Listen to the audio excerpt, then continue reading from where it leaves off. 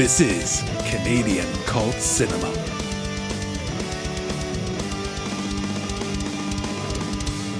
The Brain is a 1988 sci-fi horror film directed by Ed Hunt and starring David Gale, Tom Bresnahan, George Buza, and Cynthia Preston. It's a wonderfully cheesy tribute to 50s B-movies set in modern day. And by modern day, I mean the late 1980s. A new self-improvement show, Independent Thinking, hosted by Dr. Blake, played here by B-movie legend David Gale, is about to go nationwide. A mother is watching the show while her teenage daughter, a patient of Dr. Blake's, starts seeing things. Her teddy bear starts bleeding from the eyes. The walls begin to close in on her. Monster hands shoot out of the TV, and finally a tentacle shoots out of her teddy and starts strangling her mother. The daughter starts stabbing the tentacle. It's then revealed that she has been hallucinating and she's just killed her mother. The daughter is then thrown from the bedroom window by a large floating brain.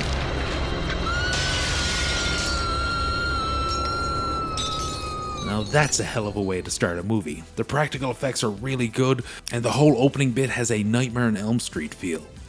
Cut to the next day and we're introduced to our main protagonist, Jim, played by Tom Bresnahan. Jim is a smart but also mischievous high school student. We're also introduced to his girlfriend, Janet, played by Cynthia Preston. Before Jim heads to class, he stops by the bathroom to pour pure sodium into the toilet, causing the water to explode out of all the fountains and taps.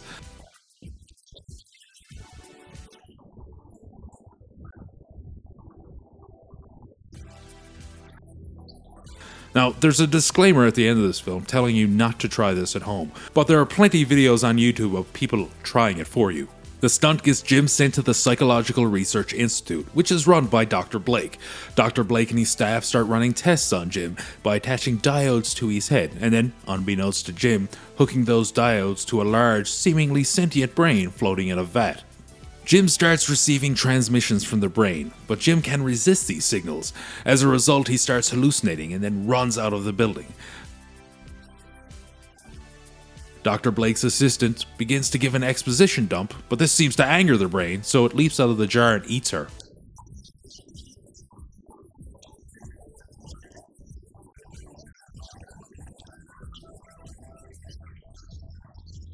Jim continues to suffer from hallucinations and seeks help from his friends, but Dr. Blake has sent his other assistant, Verna, played here by George Buza, to collect him. With help from another mental patient, this patient believes that Dr. Blake is an alien that is controlling people's minds. Jim escapes. His girlfriend Janet and friend Willie show up to help him, but Willie is eaten by the now much larger and toothier brain.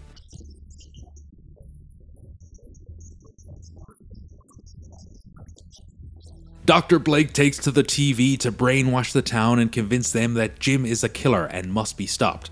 A woman watching the show goes outside to ask her husband to watch Independent Thinking with her. I love this scene. And then she kills him with a chainsaw and blames it on Jim.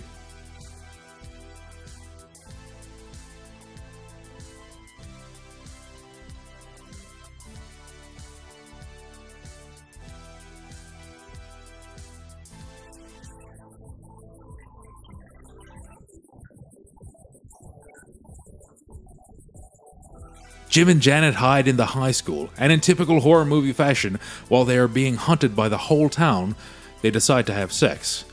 But in this case, it's very polite Canadian sex. They kiss passionately and then cut to the aftermath. Janet then wanders off and for some reason finds a TV and starts watching Independent Thinking. And surprise, surprise, she's now brainwashed and turns on Jim.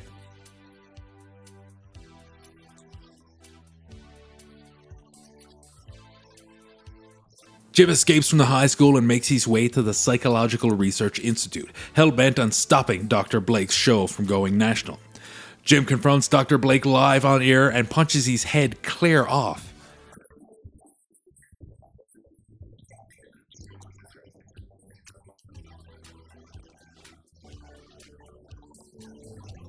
Now, for those of you keeping score, this is the second time in a film where David Gale has been decapitated. He dies in a green, slimy mess. Jim tries to convince the audience that they are being brainwashed, but he's interrupted by Verna with a gun. While trying to escape, Jim rescues Janet, who is now no longer brainwashed and loves him again. They are both running away from Verna when they are stopped by the brain, which is now the size of a small sedan. The brain eats Verna. The giant brain corners Jim and Janet, but Jim throws a big bottle of pure sodium into its mouth and it explodes, just like the toilets did in the beginning of the movie, but this time with more slime and sparklers.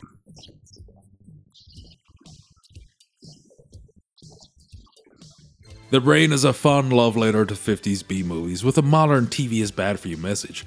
For the most part, the creature effects look really great, but by the end of the film, the creature is so large that it's kind of hard to be puppeted convincingly. Mark Williams gets credit for the creature effects, and he has worked on movies like Aliens, It's Alive 3, Blue Monkey, and Return to Salem's Lot.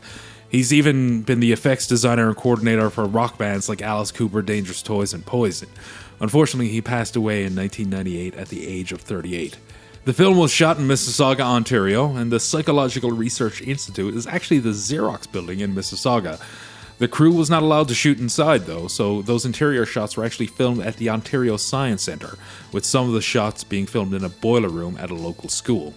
The film was directed by Ed Hunt. He also directed Bloody Birthday in 1979's Plague. Now, Hunt was almost fired on the second day of shooting because one of the producers wanted to take over directing duties. That producer had never helmed a film before, and he figured this was his way to get into that side of the business.